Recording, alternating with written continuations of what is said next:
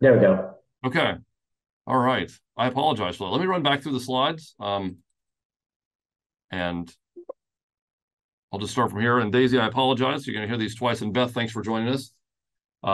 So again, I'm going to talk about what's new in Canvas over the last month or so. And here is the TexAg if you would like a copy of the presentation. You can also scan the QR code there. In about 30 minutes, we're going to give an update over what has happened in Canvas over the last month, have a chance for general question and answer, and then open discussion and networking. Just as a reminder, we will have one more of these sessions this spring semester, and that will be on Monday, May 1st, also at 10 a.m. And again, we will focus on providing updates for Canvas as it is implemented here at Texas A&M University. We'll also provide some examples. We will gather informally.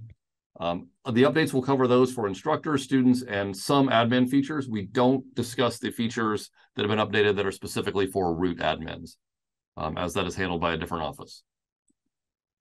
So here are the updates for this past month. The first one, well, before I get to that one, just as a reminder, the releases typically occur on the fourth Friday of the month. You can just Google Canvas release notes, or you can visit the TexAg here, TexAg/Canvas RA. The first one, which I started in thanks to Carlos, and if you haven't met Carlos, Carlos is from our office as well, and he is here helping out today. The first change is actually a carryover from last month. When I did the session last month, not everyone was yet seeing this on March 1st, so I did want to show it real quick, and this is the drag and drop feature in the Rich Content Editor.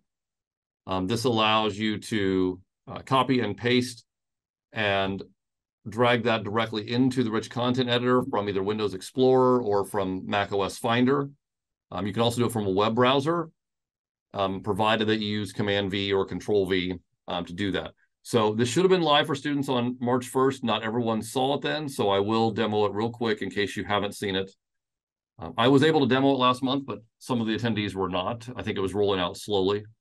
So if I navigate to any resource where I see the Rich Content Editor, I'm just going to do this in a page real quick. Demo this in a page. I can then drag and drop content into the Rich Content Editor. So if I open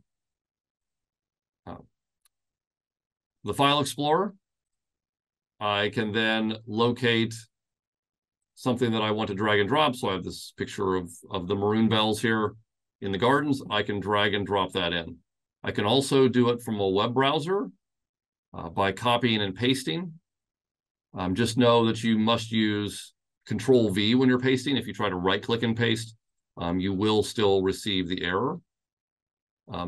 Also, I can, if I try to edit and paste as well from here, I would also receive the error. You do need to use Control V if copying from a web page. So let's say that there's an image I wanted to copy from the website, whatever that might be. And I want to, I took my image in advance, so I apologize. So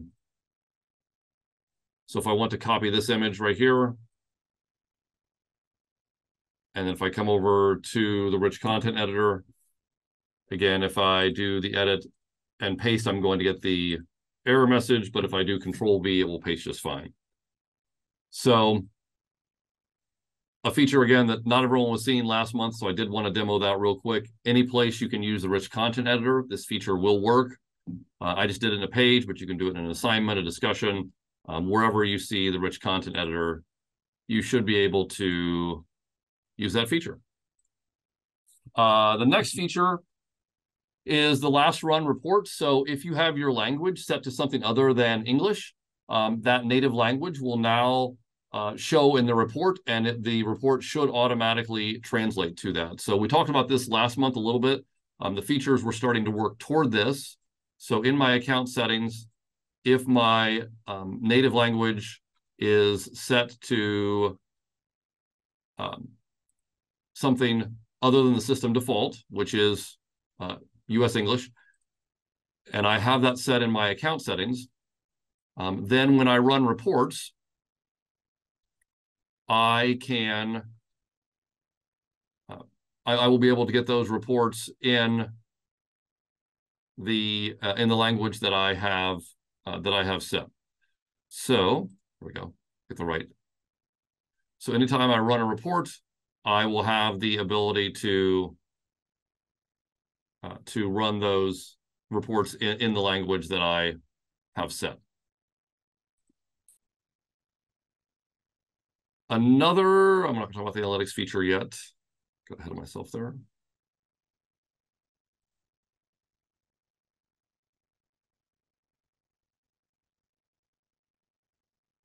This is the one that has been discussed a lot on campus. This is a feature that was released this month. You could submit an assignment on behalf of a student. This will not be enabled at this time, in the Texas A&M instance. There is a lot of ongoing discussion about this feature. If any change associated with this feature is implemented, it would be in the fall 2023 at the earliest. We don't make changes like this in the middle of the semester. The small changes that roll out that are part of Canvas out-of-the-box experience, we absolutely allow those to roll out. Items like this, we do not.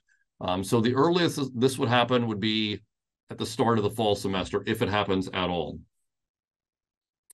The way it would work, though, there is a submit for student button here, and then it would show the instructor it was submitted by someone else, and it would also show that in the speed grader. But again, we are not implementing that at this time. If you Google the release notes or you visit the page, you will see a lot of discussion and a lot of notes about this. That's why I wanted to mention it, but it is not one that we are implementing at this time. Another, a very nice feature that just came about last week, and I know Beth in particular may be interested in this one. This is the outcomes analysis report.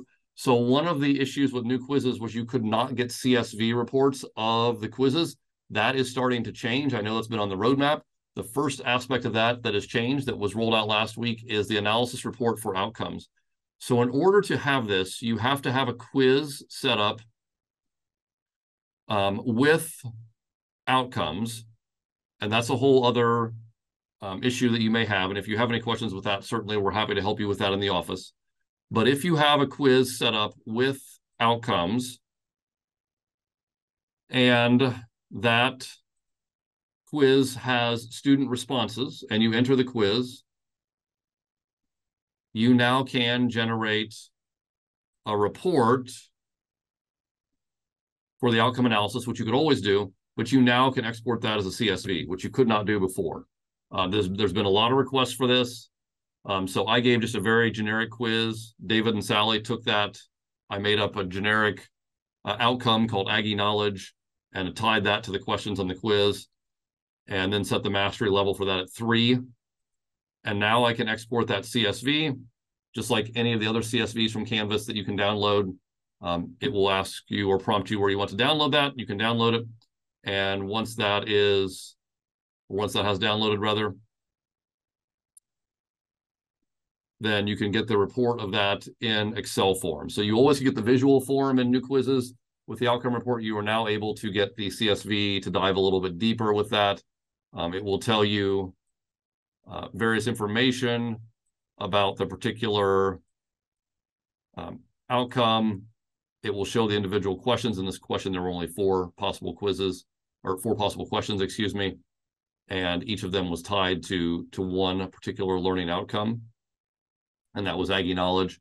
But you can see a little bit more information about the outcomes, so you can generate those outcome reports that I know we've had a lot more questions about outcomes recently, so I have a feeling this is a feature that is going to be implemented and utilized.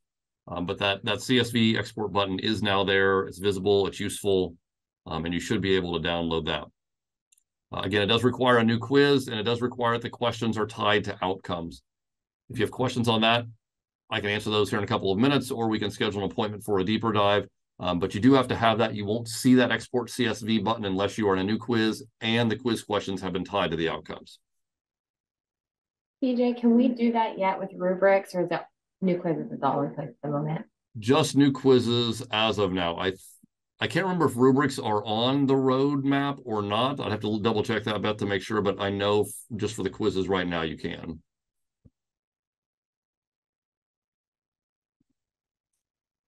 And this one is the last update of this month.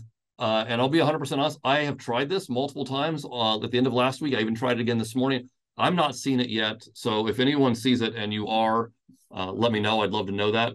But it's one that was supposed to roll out to our instance, I believe, on Thursday. And that is if you upload multiple files and you have the notifications turned on in your account settings to be notified when files are uploaded to your course, you should then receive a notification showing you the names of all the files and the ability to click on them and link them. So it should come as a Canvas notification to your email. If you upload anywhere from 2 to 20 files, you should see that. I have not been able to replicate this and to get it to show yet, but I know sometimes it does take a few days, even up to a week, for these features to roll out after they're announced, and it could be that it just hasn't shown yet. But I've uploaded multiple files on a few occasions and have not been able to replicate this, so this is just a screenshot from Instructure itself as to what you should see. But you should get this notification if your notifications are set. So in the course and in the account, if you have your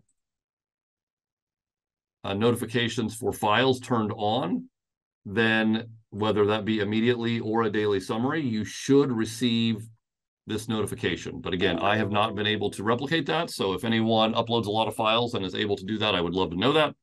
But that is one that is supposed to roll out, or actually was supposed to roll out at the end of last week, but I have not seen yet. And those are all of the updates that I have for this month.